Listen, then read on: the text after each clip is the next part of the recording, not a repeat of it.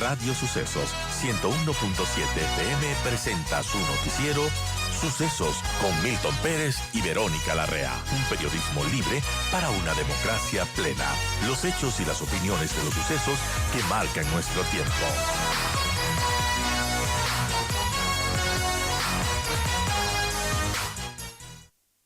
Vamos con el postdebate porque sí, si bien el debate presidencial transmitido el domingo marcó un hito en la televisión ecuatoriana porque captó un interés masivo, según, por ejemplo, Cántara y Bope Media, los niveles de audiencia en televisión abierta experimentaron un notable incremento respecto al mismo día desde hace una semana.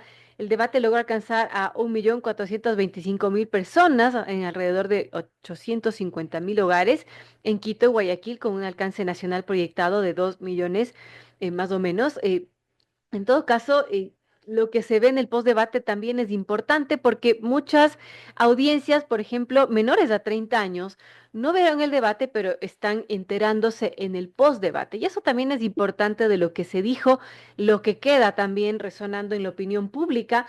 Estamos justamente con Andrés Páez, analista político, quien nos va a comentar también sus impresiones de lo que fue este debate del domingo.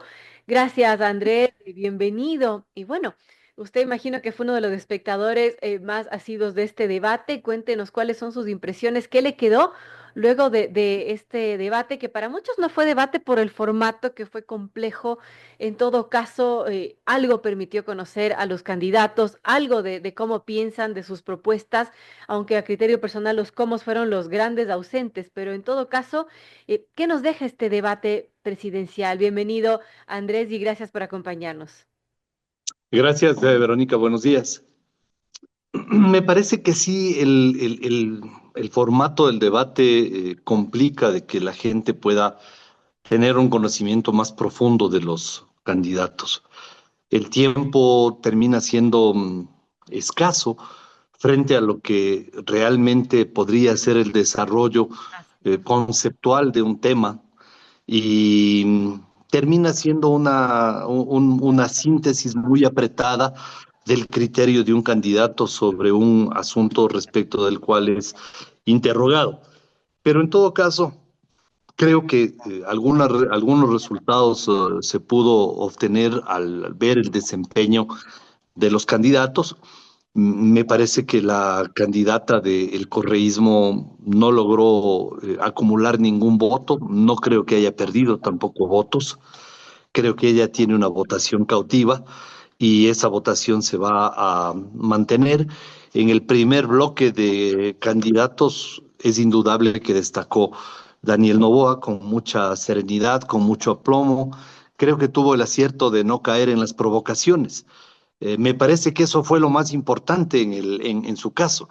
No cayó en las provocaciones, usó bien la ironía, trabajó muy bien el tema de las cifras para en tan apretado tiempo poder exponerlas, demostró que ya tiene una experiencia como primer mandatario al referirse a temas puntuales y creo que en el primer bloque del candidato salió airoso él y en el segundo bloque destacó la candidata Andrea González, quien estuvo muy relajada, cosa que no estuvieron los otros candidatos, estuvo muy desenvuelta y fue muy asertiva y recursiva al momento de responder.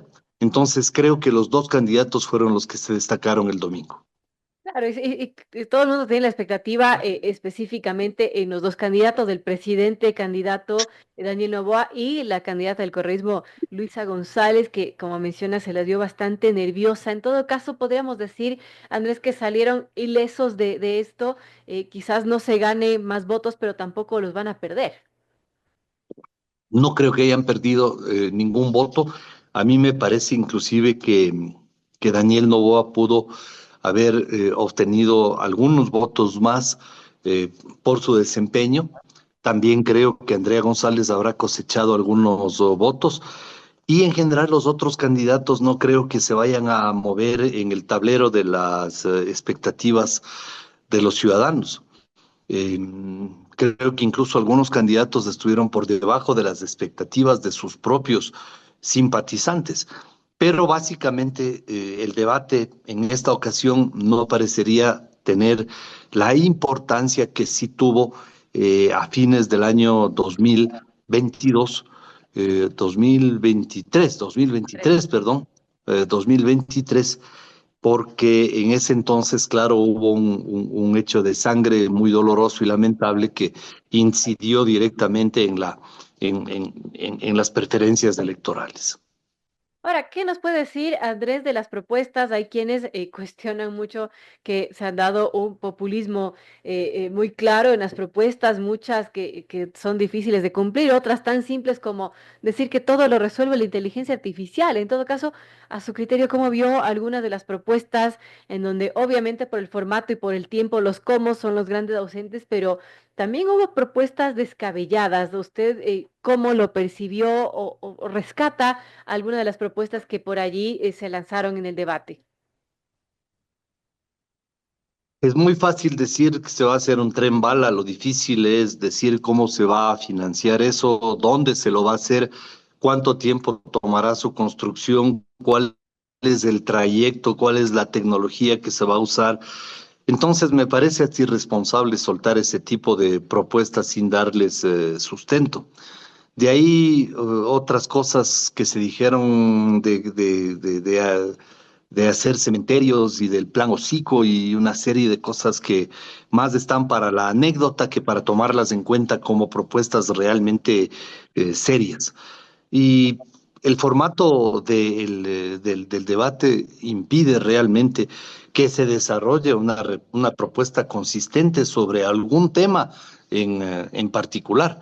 Yo creo que el último tramo del debate, en lugar de utilizarse para un saludo por parte de los candidatos, debió habérsele extendido un poquito para que sea utilizado en concretar alguna propuesta o que al final de cada uno de los segmentos, de los tres segmentos en los que se dividió el debate, se pueda pedirle al candidato que precise una propuesta en cada uno de los tres segmentos. Quizá así hubiéramos tenido un mayor conocimiento, pero también es descabellado decir para lo de la energía, la inteligencia artificial, para la pobreza, la inteligencia artificial, o sea, pensar que la inteligencia artificial es un mecanismo que va a resolver los problemas desde la caspa hasta el cáncer, me parece una irresponsabilidad también, y porque es una tecnología que tiene que ser utilizada además con mucho cuidado, pensando en el rol predominante que tiene el ser humano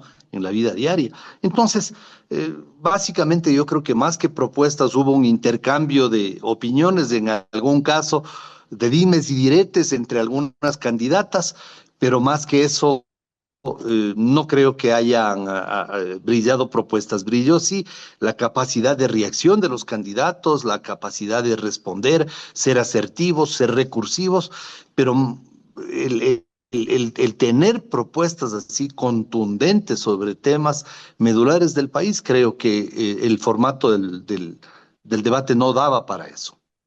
Definitivamente el CNN nos queda debiendo con ese formato. Hay comentarios que dicen el formato, por ejemplo, que se utilizó para los vicepresidenciables fue mucho más dinámico, permitió incluso preguntas de parte de los moderadores. Quizás se podría caminar hacia allí un formato más dinámico. En todo caso, Andrés, de lo que queda del debate, ¿usted cree que cambia algo o va a cambiar algo después de lo que vimos los ecuatorianos del domingo? Me parece que la elección está totalmente polarizada. Es obvio de que, hablando en términos futbolísticos, a la cabeza de la tabla están el presidente Daniel Noboa, la candidata del correísmo. Curiosamente no hay media tabla, porque no hay candidatos que se aproximen siquiera a los dos candidatos que encabezan.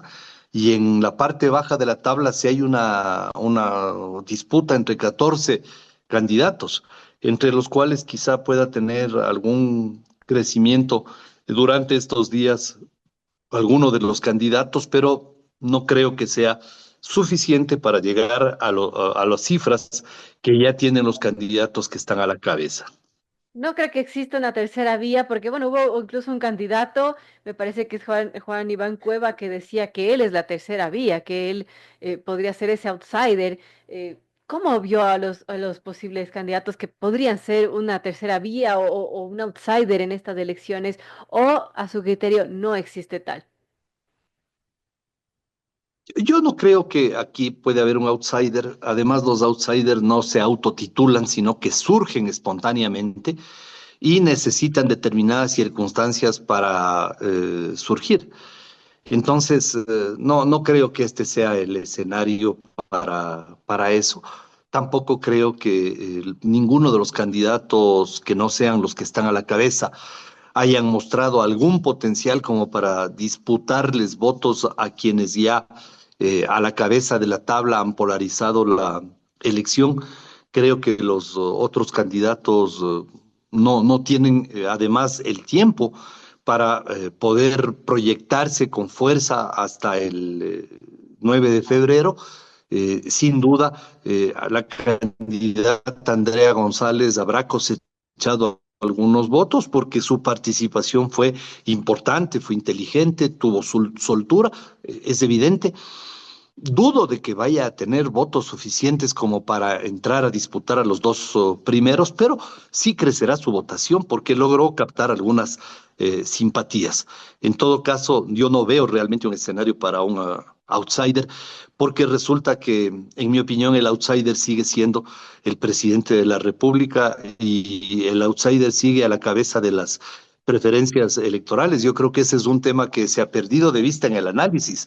El Así es. presidente de la República ha conservado su condición de outsider y sigue provocando enormes simpatías en una buena parte del electorado y sigue siendo una persona que logra conectar con los jóvenes, sigue siendo una persona que logra distraerse de los ataques, que no caen las provocaciones, es decir, en lo que él llama la vieja política. Creo que el presidente sigue encarnando la expectativa de gran parte del electorado de hacer una política diferente y por eso el presidente sigue siendo el outsider. Entonces, quienes pretendan disputarle ese rol realmente están en una tarea que es muy difícil de conseguir. Sigue siendo el outsider de las elecciones del presidente de la República. Es interesante este ejercicio democrático que se hace. Son las 8:01, amigos. Conversamos con Andrés Páez, analista político, quien ha sido también candidato, tiene mucha experiencia en este mundo de la política. Y bueno, hablando de estas elecciones, Andrés, de febrero, del 9 de febrero, los ecuatorianos vamos a ir a las urnas. No es algo menor porque vamos a elegir a un mandatario por los próximos 4 años, una asamblea también, que por cierto va a tener más integrantes. ¿Qué expectativas tenemos de lo que se venga para el 9 de febrero, de ir a las urnas informado? ¿Cómo vemos toda esta contienda electoral?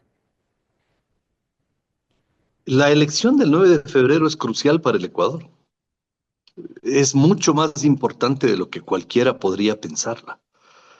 Porque si es que logra el triunfo el presidente candidato, Daniel Noboa, tendrá un periodo de al menos 4 años más en donde podrá eh, ahora sí llevar adelante una serie de proyectos y estará sujeto a una correlación de fuerzas diferente, pero también ante desafíos que son mucho más profundos de los que ha tenido hasta el momento, que han sido exigentes, por cierto. El presidente va a tener que enfrentar el desafío de provocar un profundo cambio en el Ecuador, porque el país sin duda está en una situación angustiosa. Y si es que Daniel Noboa entiende que tiene que ir por ese profundo cambio que le realmente provoque que la gente entre en un nuevo momento, él tendrá éxito en su gobierno. Si es que no ¿No, lo hace, va a no ser ve emboscado. rasgos autoritarios que le preocupan de Daniel Noboa, de las cosas que se ha hecho, por ejemplo, con su misma vicepresidenta, el mismo tema de la licencia que no decidió no pedir, encargar a otra persona de la vicepresidencia? ¿No le preocupa ese tipo de hechos que han sucedido y que ha pasado con Daniel Noboa? Jurídicamente en ese tema, yo creo que el gobierno ha sabido sortear las dificultades. Nuestro sistema establece que la vicepresidenta, en este caso, solamente está destinada a cumplir tres funciones. Reemplazar al presidente cuando se ausente definitivamente, que no es el caso. reemplazar al presidente cuando se ausente temporalmente Ujú. o y cumplir las disposiciones emanadas del presidente de la República. En este caso, le han encargado unas funciones diplomáticas y claro, la discusión jurídica podría ser eterna sobre esto, pero en todo caso, me parece también que el funcionario público que mayor deber de lealtad tiene con el presidente de la República es el vicepresidente, precisamente porque está llamado a reemplazarlo.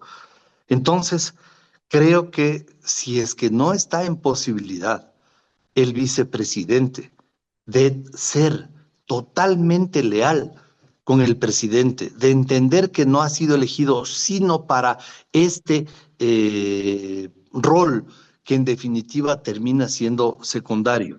Si es que no comprende que en definitiva eso es lo que establece el ordenamiento jurídico, yo creo que debería dar un paso a un costado y no emprender en una guerra contra el presidente. Entonces, claro, los resultados del 9 de febrero, si es que Noboa logra ganar en primera vuelta, incluso va a terminar con esta que ha venido siendo una pesadilla para el país, viendo dimes y diretes entre presidente y vicepresidente. Han habido disputas históricamente. Velasco con Zavala Vaquerizo, Gutiérrez con Palacio, en fin, han habido en su momento diferencias. En algún momento Flores Cordero con Peña Herrera, han habido diferencias, pero de ninguna manera diferencias como las que ahora se han advertido. En todo Así. caso, el país lo que espera es que sean superadas, ¿no? Bueno, son importantes estas elecciones, ya lo menciona también Andrés Páez y hay que ir muy informados, muy conscientes de lo que vamos a votar en este 9 de febrero. Gracias a Andrés Páez, analista político, por, bueno, darnos su lectura de lo que fue el debate y de lo que pueden ser estas elecciones del 9 de febrero. Gracias nuevamente por acompañarnos en esta mañana. Gracias igualmente. Verónica, un saludo, muchas gracias, buenos días.